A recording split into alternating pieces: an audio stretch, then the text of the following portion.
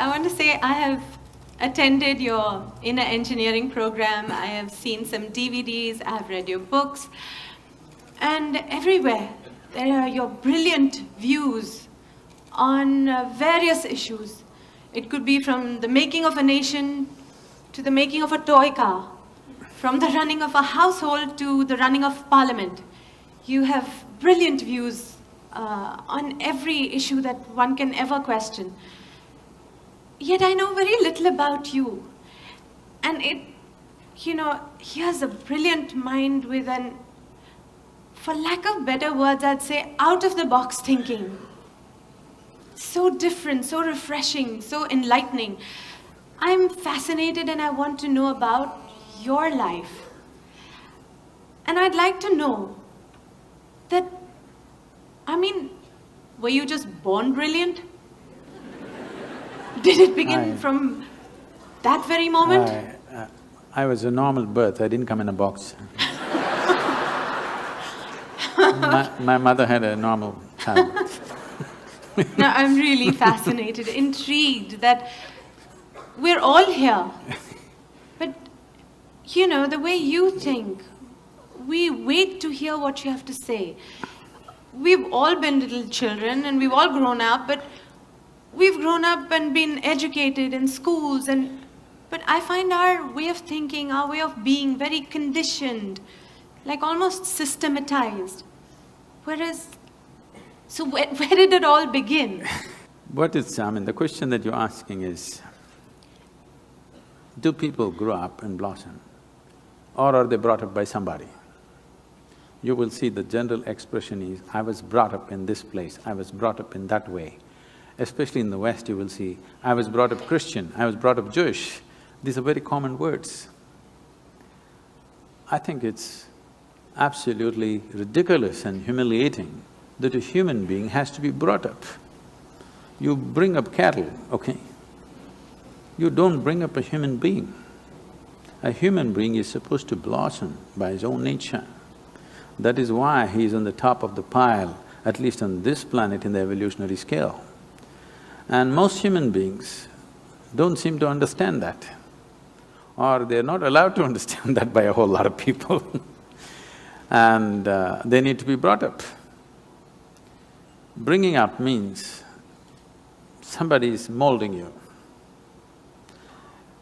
Molding means it's a predetermined shape. No flower that blossoms is the same way as another one which blossomed yesterday. But a mold means it's always going to be the same. If you make a mold, the idea of making a mold is that we want to have the same form again and again and again. Right now, generally, that seems to be the work, unfortunately, of the current education system, the so-called religions that are operating in the world, and of course the family. They want you to be in a certain mold. They don't want you to blossom like a wildflower because they're afraid of anything fresh happening among them. They want something that is familiar. They don't want something unfamiliar to be born among them. So, if you have succumbed to that system, then yes, you've been molded into a certain form. If you allow your humanity to blossom, then you will see you don't belong to any mold. This is the beauty of being human, that there is no a particular way to be. If you were a dog, you would be one way, if you were cattle, you would be one way, if you were a sheep, you would be another way, if you were a bird, you would be another way, a grasshopper another way. But to be human means there is no particular way. What is human is not defined, not described. It is just that. For every other creature on this planet, nature drew two lines. Within that, they have to play their game. For a human being, only the bottom line is drawn, there is no top line. But socially, people are trying to draw a top line for themselves. But nature has not drawn a top line for you, it's a limitless possibility. And this is what is freaking human beings right now, because they can't decide what they need to be. They're trying to be like somebody else. Only bottom line is set, top line has been removed. This is evolution. But wait, we still didn't quite get to… So, having said all that, I still didn't quite get it. So how was it when you were a child? Were you put into a school to go the systematic way, where you learnt your maths and maths and language, and and did you keep up with it? Do I look that educated? Don't insult me like that. Actually, when I go and stand in the line, in the immigration lines, particularly in America, they look at me and say, "Can you speak English?"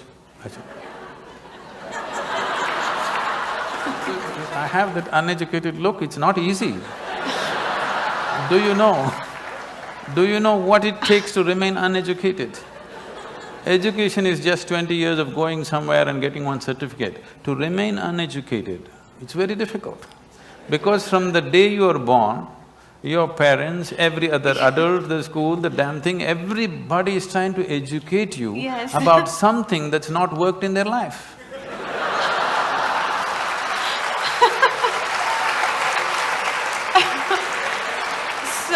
And then, did you also, like we all went through these confused teenage years of not really knowing where we're going? I mean, did you clearly know your path? Not at all. I was… right from 3 or 4 years of age, I was always a million questions hanging in my head. I have a question about everything to everything. Questions means very fundamental questions about existence itself, my own existence. So when I was 3, 4 years of age, suddenly I realized I know nothing. Know nothing means somebody gives me a glass of water, I do not know what is water. I know how to use it, I know if I drink it, it'll quench my thirst and so many other ways of using it, but I do not know what is water. I'm saying even today you do not know what is water. It's the only thing available in all 3 states on the planet. Two-thirds of the planet is water, 2/3 of your body is water. If we think life, we think water. But do you know what it is? With all the scientific exploration, we do not even know a single atom in its entirety. Today our idea of science is learning how to use everything. Yes, we know how to use an atom, we know how to break it, we know how to fuse it, but we really do not know what it is. Any one thing, tiniest thing in the creation, we do not know in its entirety. This is the fact of life. Well, even something simple as what you started with saying, that looking at water, I mean, straight away I was taught water, H2O, and what it can do, and you can mix it with colors and it becomes that, you can drink it and it quenches your thirst. But I never looked at it and said, I don't really know what is water. Because nobody looks at anything. See, everybody is looking like this. Nobody has any attention for a piece of life here. They're like this. If you pay attention to one life, one blade of grass, one grasshopper, one human being, something else will happen. That's why we said life and love, because if you pay attention to one human being, some love will happen within you, okay? If you miss life, at least some emotion in that direction must happen to you. That will happen only if you pay attention to one. If you're looking at like this, these days it's become a fashion because you're on love on Facebook, you love the whole humanity. To love one human being, if you want to love one human being, it costs life. To love the whole humanity, it doesn't cost anything. It's even better to love God, because it's always easy to love somebody who's not here now. It's so easy. But if you have to love somebody who's sitting next to you right now, it costs life. You know how difficult it is to love someone who is next to you right now? How easy it is to love someone who is dead or who is in heaven? Isn't it so? Let's face it. Because if you have to love one thing is you have to pay attention. Without attention, it will not happen. And above all, you have to give up something that is you to accommodate another, otherwise it will not happen. The English expression is very good. You must fall in love.